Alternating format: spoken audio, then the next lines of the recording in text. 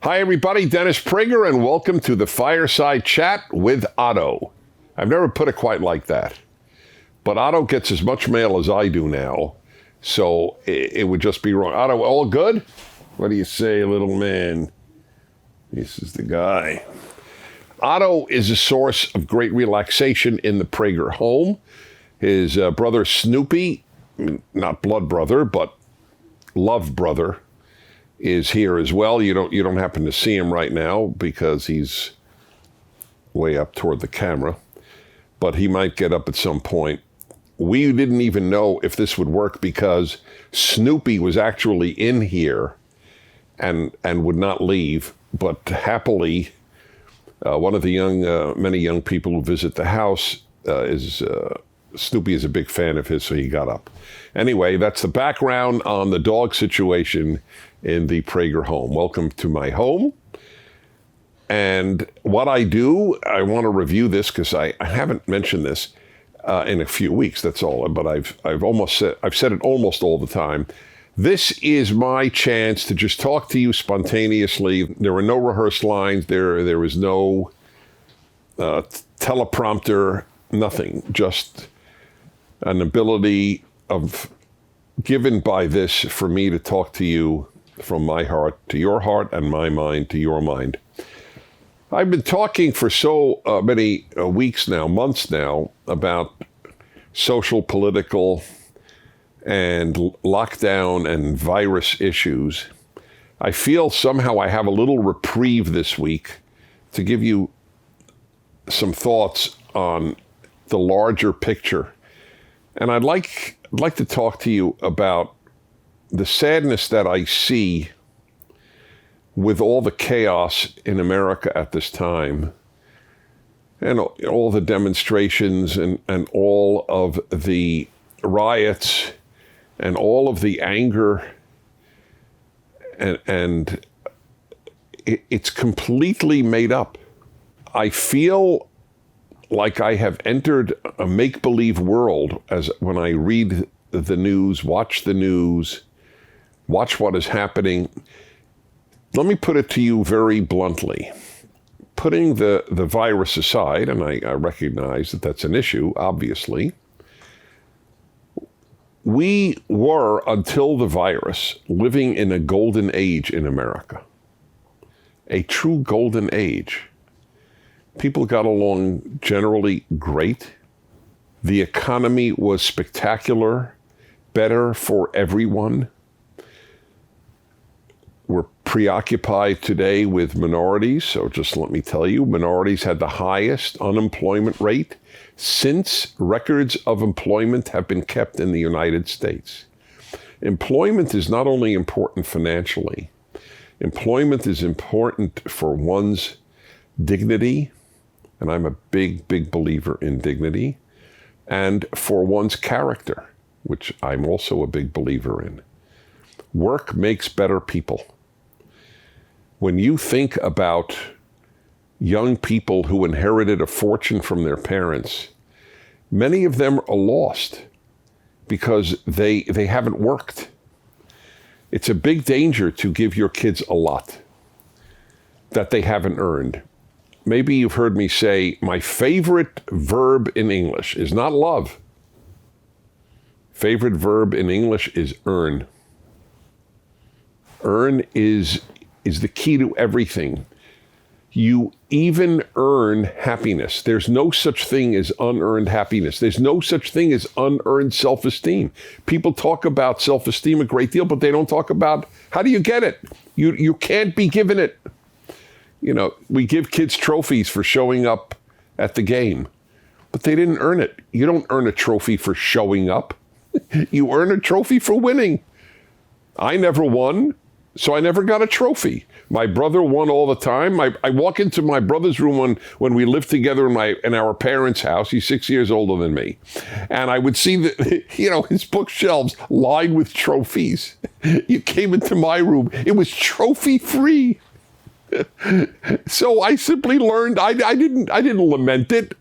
I knew my brother had earned those trophies. He was terrific at sports. I was not terrific at sports. So therefore, I had to grapple with who I am. I couldn't fake it. My parents didn't fake it. You're really a terrific track star, Dennis. Well, I wasn't a terrific track star. Guys walked faster than I ran. Just the way it is. I made my basketball team only because I was so tall. I had no talent. And by the way, the coach knew it.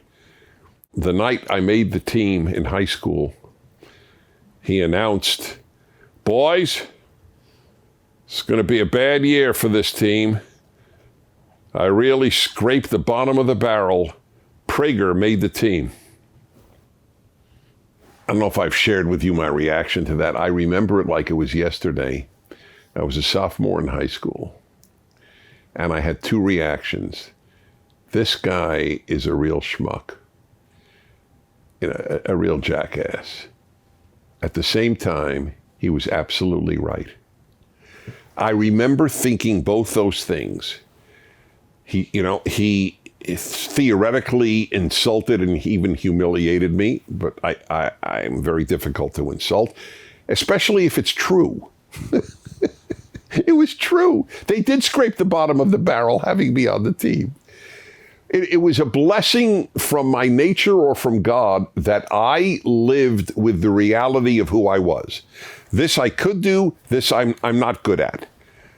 That is so key to a healthy life. I wanted to earn whatever I got. I even believe people earn love. I don't believe in unearned love. If you are dating somebody, if that's the term that is even understandable today, if you are seeing somebody, if you have a significant other, let alone a spouse, you worked to earn that person's love when you dated, didn't you? Let's be honest. That's what a good part of dating or seeing each other is about, earning the other person's love. I advise couples a great deal on my radio show on the Male-Female Hour, which is every Wednesday, the second hour of my show.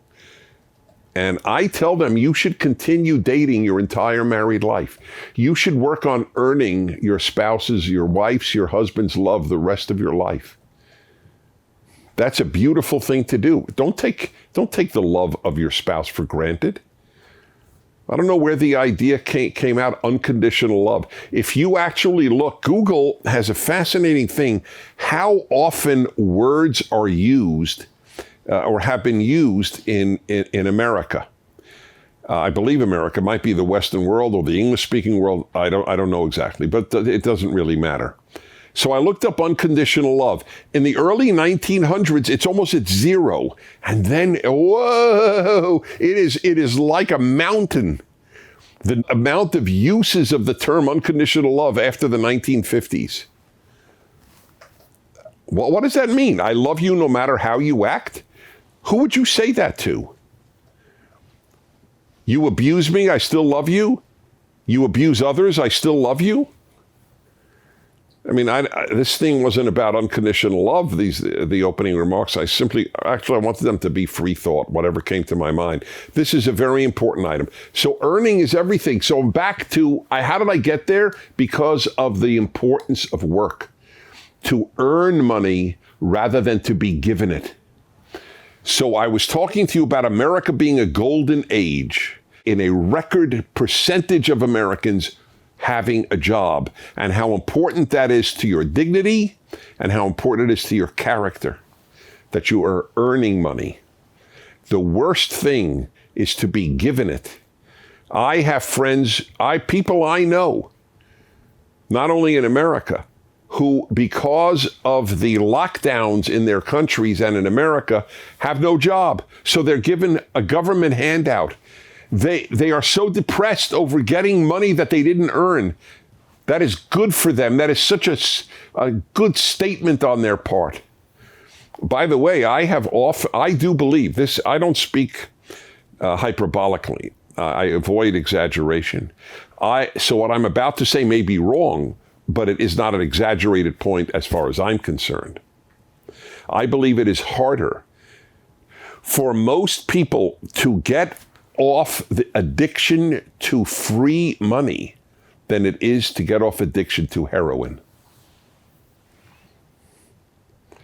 You get used to getting something for free, and the ante is always increased. The goalposts keep moving. Well, if I get free this, why don't I get free this? Why don't I get free this? Nobody talks about that. Free health care and free college and free graduate school and free lunches and free breakfasts. What does it do to people when they get everything for free and you don't earn anything? You breathe, you get. Maybe there's a price paid by the individual. It sounds good, but so drugs sound good too. You'll feel great when you take a drug. That it sounds good doesn't mean it is good. I don't want anything for free. Nothing.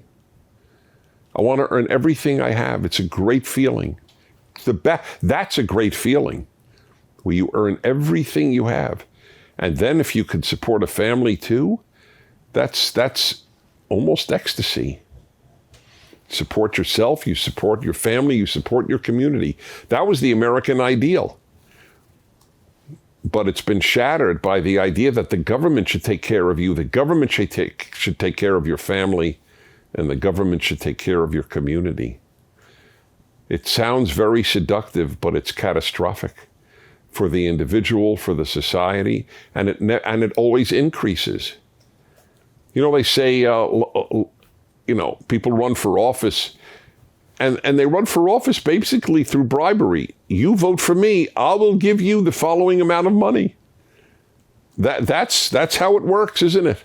It's why I'm always amazed that any conservative candidate ever wins, because they say, vote for me, and I won't give you more money. I'll give you more freedom. The other side says, I'll give you more money, but it comes at the price of your character and at the price of dignity and the price to the society. One man went to a candidate who said, you vote for me and I will get rid of all college debt. And the guy said, but why? I worked very hard to pay off my child's college debt. Why is that fair to me?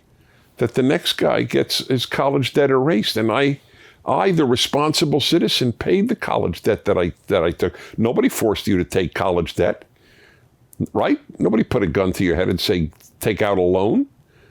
You took out a loan of your volition. Why shouldn't you have to pay it back? There are so many character issues involved in all of this. Here's more for free. How about this one? It's not free. Nothing's free. Somebody's got to pay for it. So it's the next guy who's paying for it. But it's really not even the next guy. It's the next generation. The amount of debt that has been transferred over to young people because of all the free things. Democratic Party in the United States wants to lower the age of Medicare. When Medicare was established and Social Security was established, people died at 65, 67. Now they die at 80. So why wouldn't we raise the age of Social Security, raise the age of Medicare? What, not lower it?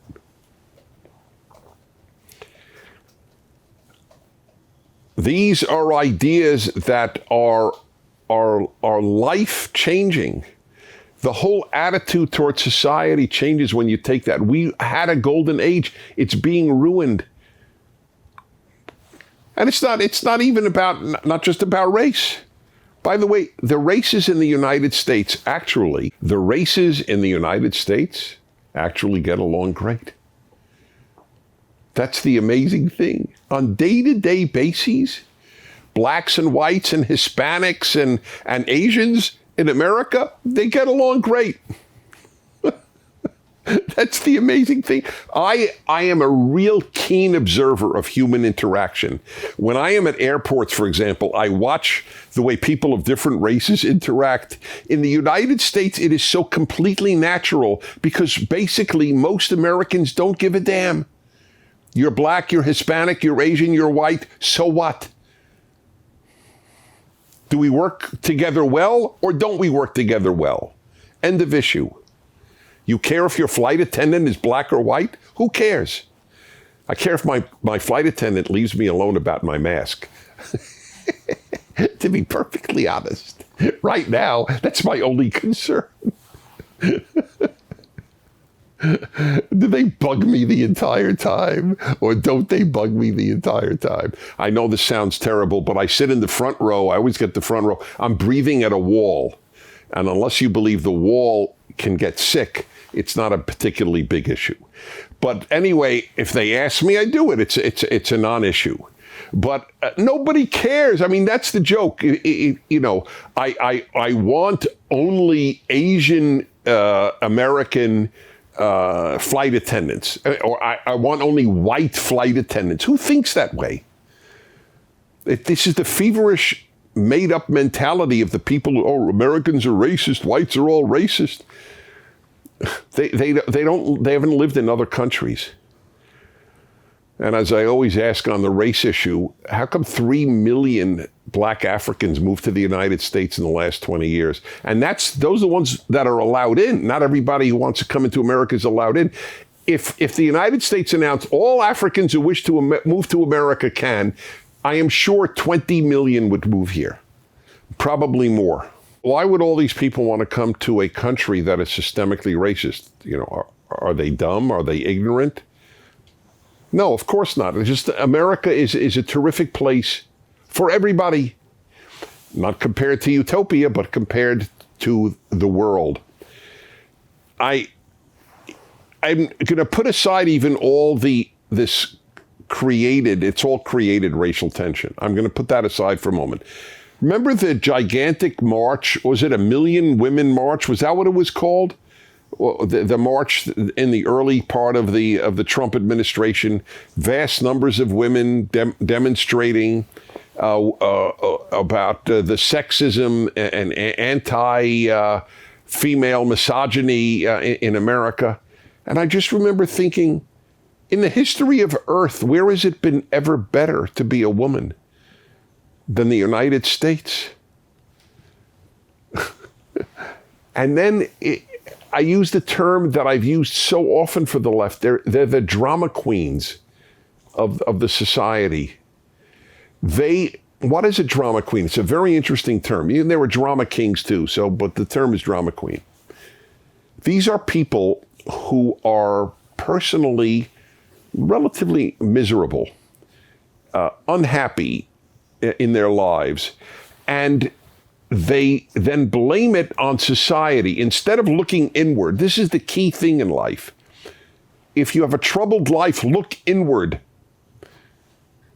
In the vast majority of cases, you are the problem and you are the solution. And what a great feeling to think, I am the solution.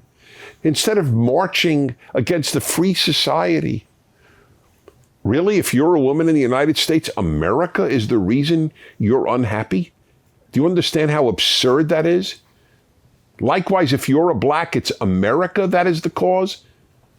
You're Asian, you're gay, I don't care what it is. America is the reason for your angst?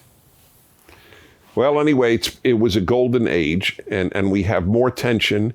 We're, I think, bordering on perhaps violence in this country over nothing in a country that is wonderful for most of its citizens. Okay, that's what I wanted to share with you.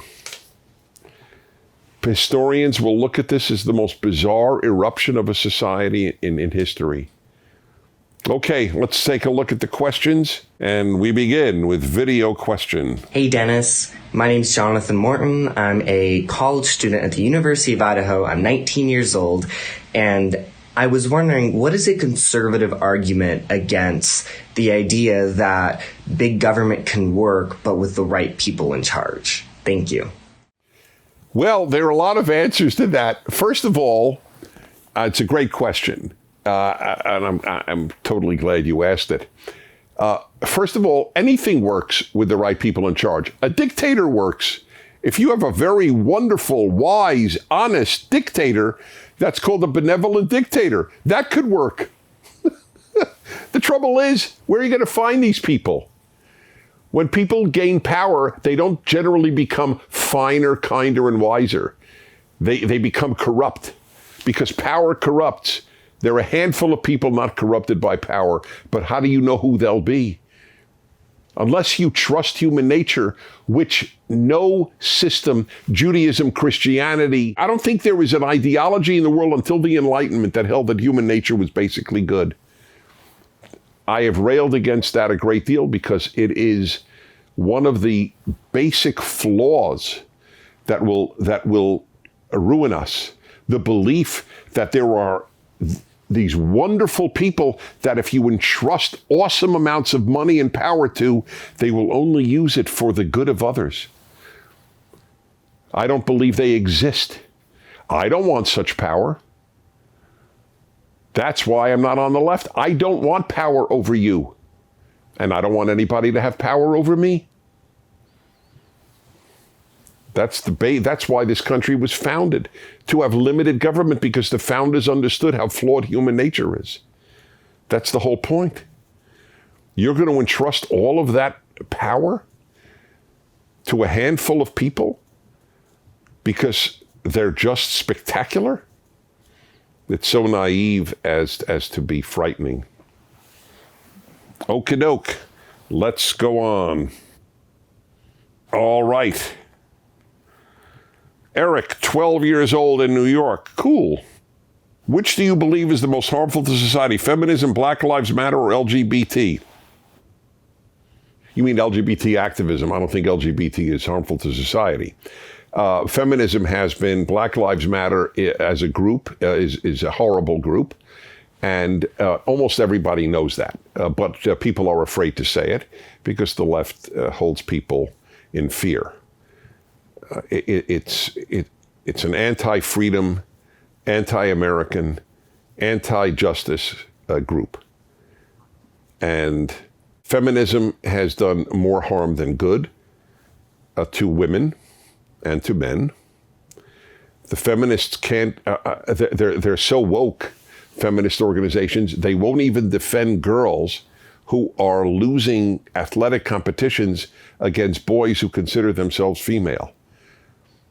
About 20 of the records in high school track in Connecticut are held by biological males running in girls' races.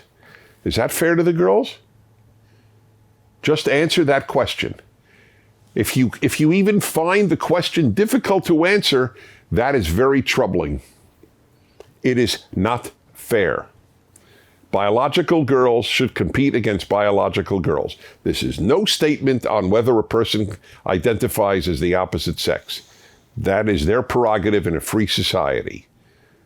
But I have to guard the integrity of girls' sports.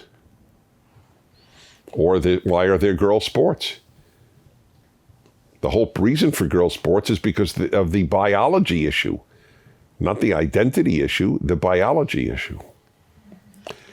Anyway, there's all leftist groups harm society. Read my article, see my PragerU video. The left ruins everything it touches. High schools, colleges, sports, late night comedy, the arts, the sciences, everything. It is a force of chaos because the unhappy run it. People who are miserable. Unhappiness is universal. How you react to your unhappiness is the determinative of your character. I'm okay, you're okay, America stinks is not accurate. I'm not okay, you're not okay, America's pretty damn good. That's more accurate. Scott, 39, Victorville, California. Hi, Dennis, Otto, and Snoopy. Wow. First time Snoopy, did you hear that? You are included. I'm an English teacher, and I was recently told not to teach classics such as Frankenstein, 1984, Les Miserables in my classroom. Thank God they did not discover I was teaching Huck Finn, or I might have been in trouble. That's right. Because they were not diverse enough and instead should focus on more recent books with non-white authors. My question to you is this: how should I respond to this request? And do you have a list of suggested books that I should consider teaching in my classroom, junior and high school students? Thank you and God bless.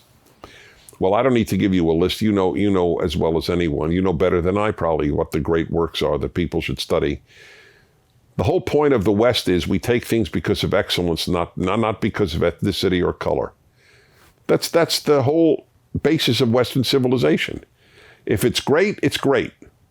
Period. End of issue. I don't care about the color of the author. You shouldn't care about the color of the author. That's racist. That's the irony. That is pure racism. We will choose books because of the color of the author? You have to be kidding. You choose books because of the excellence of the writing.